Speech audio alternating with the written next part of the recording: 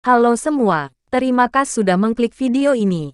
Jangan lupa subscribe agar channel ini dapat berkembang. Jangan lupa siapkan kopimu dan cemilanmu. Selamat mendengarkan. Bab 19. Di dalam ruangan itu, situasinya sudah menjadi kacau balau karena tindakan Luther. Beberapa orang yang pengecut dan takut terlibat telah pergi terlebih dulu karena khawatir akan terkena dampaknya. Sementara itu, Aidan yang terluka parah dan tak sadarkan diri segera dibawa oleh pengawal ke rumah sakit. Kita dalam masalah besar sekarang, kata Ariana dengan wajah cemas. Ayah Aidan yang bernama Adi itu terkenal kejam dan tak kenal belas kasihan. Putranya telah diperlakukan seperti ini. Sudah pasti dia tidak akan tinggal diam. Luther mungkin tidak akan bisa selamat. Julie, segera hubungi orang. Coba cari tahu. Apakah ada yang bisa meredakan situasi ini? Kata Ariana tiba-tiba. Bu Ariana, dia yang memukul orang. Apa urusannya dengan kita? Kenapa kita harus repot-repot untuknya? Tanya Julie dengan sedikit kebingungan. Tadi dia yang menyelamatkanku. Apa kamu menyuruhku untuk melihatnya mati tanpa berbuat apa-apa? Kata Ariana dengan ekspresi dingin. Aku tidak bermaksud begitu. Hanya saja, aku pikir tidak bijaksana kalau kita menyinggung Tuan Adi saat ini. Lagi pula, tidak ada orang yang mau terlibat dalam masalah ini. Jelas Julie. Bagaimanapun, kita tetap harus mencobanya, kata Ariana dengan tegas. Baiklah, Julie terpaksa menyetujuinya karena tidak berdaya. Kemudian, dia segera mencoba menghubungi beberapa orang. Namun, setelah para bos besar itu mengetahui kronologi kejadiannya, mereka semua terkejut dan langsung menutup telepon. Tidak ada seorang pun yang berani ikut campur dengan urusan Adi. Bu Ariana, Anda juga sudah melihatnya sendiri. Bukan kita tidak ingin membantu, tetapi kita tidak sanggup, kata Julie sambil membuka kedua tangannya. Coba lagi, kata Ariana sambil mengerutkan kening. Tidak ada gunanya, ujar Julie menggelengkan kepalanya. Ketika baru hendak mengatakan sesuatu, tiba-tiba dia melihat Wandi di sebelahnya. Tunggu, sepertinya Wandi bisa membantu dalam situasi ini. Aku, tanya Wandi dengan terkejut sambil menunjuk dirinya sendiri.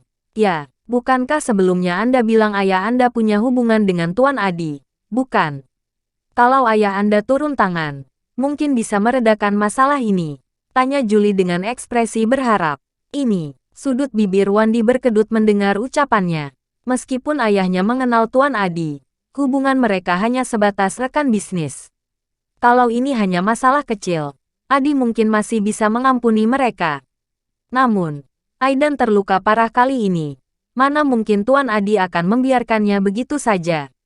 Wandi, kalau kali ini kamu bisa membantu, aku akan sangat berutang budi padamu. Ujar Ariana dengan serius. Melihat mata memelasnya, Wandi merasa serba salah. Ini adalah kesempatan terbaik baginya untuk memenangkan hati wanita idamannya. Tentu saja, dia tidak ingin melepaskannya begitu saja. Aku bisa mencobanya, tapi tidak bisa menjanjikan apa-apa. Kamu tahu sendiri, orang itu adalah Tuan Adi, kata Wandi setelah ragu sejenak. Aku mengerti. Kalau bisa menyelamatkan nyawa Luther, aku akan sangat berterima kasih. Ujar Ariana dengan lega. Baik, akan kuusahakan, kata Wandi sambil mengangguk, tanpa mengungkapkan pikirannya. Jika bisa berhasil, tentu itu yang terbaik. Namun, kalau tidak bisa berhasil, dia juga tidak mengalami kerugian apapun. Bagaimanapun, selama Ariana meminta tolong padanya, berarti Ariana telah berutang budi. Pada saat bersamaan, di salah satu ruang istirahat di gedung Phoenix, Bianca sedang melihat video di kamera pengawas dengan senyum misterius di bibirnya. Melihat Aidan dipukul tadi, Bianca bahkan ingin bertepuk tangan dengan keras. Dia sudah bosan dengan kelakuan orang dari keluarga Devano. Namun, karena beberapa alasan tertentu, dia tidak bisa bertindak sendiri. Untungnya, Luther tidak mengecewakannya. Penampilannya hari ini sangat sesuai dengan keinginan Bianca. Nona, Tuan Luther masih lemah dan mungkin tidak mampu menghadapi balas dendam dari Tuan Adi. Haruskah kita membantunya? Tanya seorang kepala pelayan tiba-tiba. Tidak perlu terburu-buru. Cukup awasi saja untuk saat ini. Orang itu mungkin tidak sebanding dengan Luther. Bianca mengerutkan keningnya sambil memandangi sosok yang tegap dalam rekaman tersebut. Oh, Nona menaruh harapan sebesar itu kepadanya. Tanya kepala pelayan itu dengan terkejut. Bukan menaruh harapan. Lebih tepatnya antisipasi. Aku merasa dia bisa memberikan kejutan untukku. Jawab Bianca sambil tersenyum tipis. Nona, apa mungkin Nona menyukainya? Ingatlah, Nona sudah bertunangan. Bianca meliriknya dengan tatapan dingin. Membuat kepala pelayan itu langsung terdiam. Ingat, kamu nggak berhak ikut campur dalam masalah pribadiku. Fokuslah pada tanggung jawabmu sendiri. Ujar Bianca memperingatkan. Baik, kepala pelayan itu terdiam. Dia tidak berani lagi bersuara. Tengah malam, di dalam sebuah rumah sakit setempat. Ketika pintu ruang gawat darurat terbuka, Aidan yang terbungkus perban di bagian bawah tubuhnya, didorong keluar dengan kursi roda. Dalam sekejap, semua orang mengerumuninya. Orang yang memimpin adalah seorang pria berjanggut yang tegap.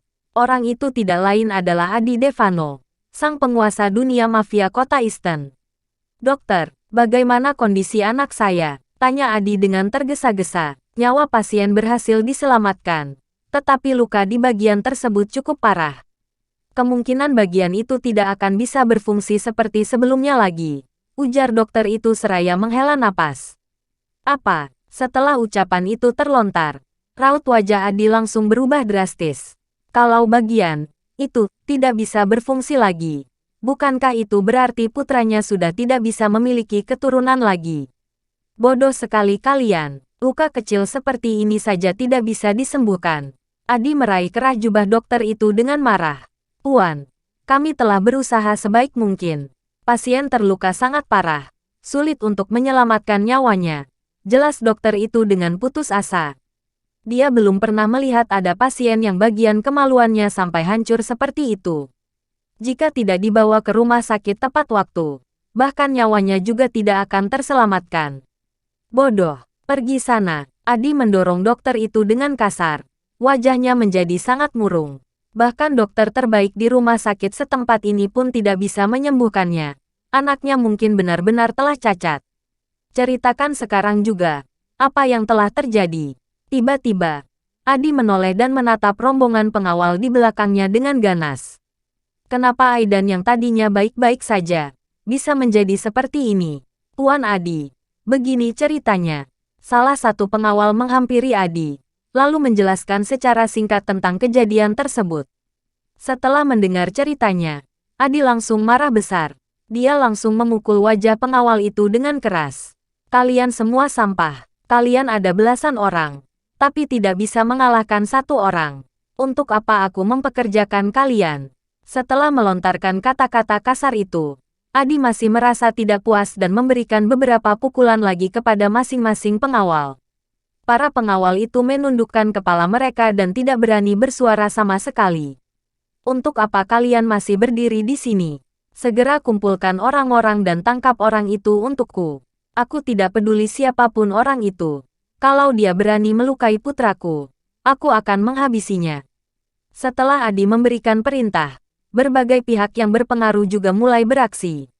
Badai yang dahsyat akan segera melanda.